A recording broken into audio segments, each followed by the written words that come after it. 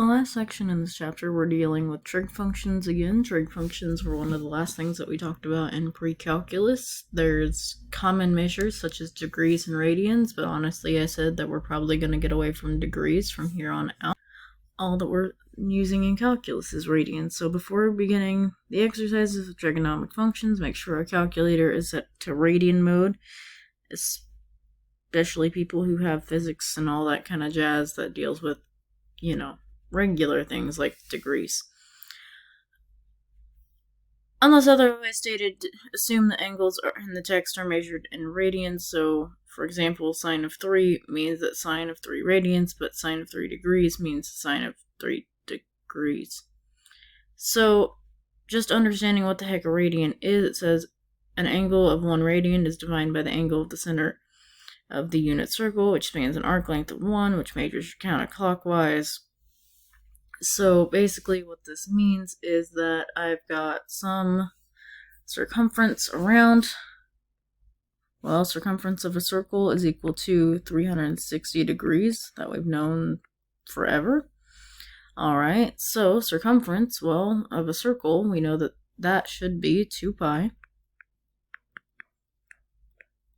And then finally, just getting what the heck pi is, because if we remember from last year, radians were pretty much always dealing with pi.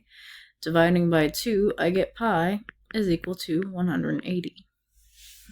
Cool. So, it's basically what it states. It's just kind of weird in its wording, but that's what it is. Alright, so now we're just going to graph these, trying to review these trig functions on a graph. I've got my graph labeled over here, or I will in a second for each one of these. Alright, so graphing sine, cosine, and at tangent, these ones are probably the most common. Alright, so if we remember back from last year, we started having basically graph paper that looked like this, where, you know, we're going up by pi 6 on our x-axis a lot of the times, and also our range is just between -1 and +1. Not so bad. So the first one we've got to graph is that y equals sine of x. Alright, so if you want to pause this video, find your unit circle so you guys can go around with me. That's perfectly fine. So looking at your unit circle, that just came from our special right triangles, where we had cosine as our x values and sine as our y values. So since we're looking at a sine graph, I'm going to be looking at my y values. Alright, so starting at 0, my y value should be indeed 0. Looking at all the way to pi halves, because that's where I get another pretty number, I should get +1.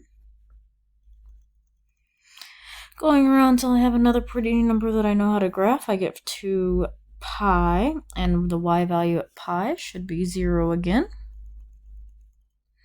And then going around my unit circle until I get another pretty y value, I get to 3 pi halves. That gives me a -1. And then finally at 2 pi, I should be back at 0.